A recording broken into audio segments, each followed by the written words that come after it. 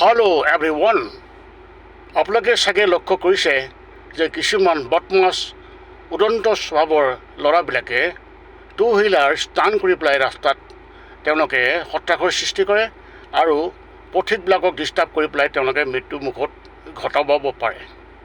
তো এনেকুৱা যিবিলাক উদন্ত বাইকাৰ আছে তেওঁলোকক একচুৱেলি পাব্লিকে যদিও ধুলাই দিব লাগে কিন্তু দিব নোৱাৰি আইনমতে, সেইকাৰণে তেওঁলোকক ৱাৰ্ণিং দি পেলাই পুলিচৰ হাতত গতাই দিব লাগে আৰু পুলিচে তেওঁলোকক বিহিত ব্যৱস্থা ল'ব লাগে। আৰু যদি পুলিচ থানাই বিহিত ব্যৱস্থা নলয় তেতিয়াহ'লে পুলিচৰ হায়াৰ অথৰিটিক জনাব লাগে যাতে তেওঁলোকক প্ৰপাৰ শাস্তি দিয়া হয়।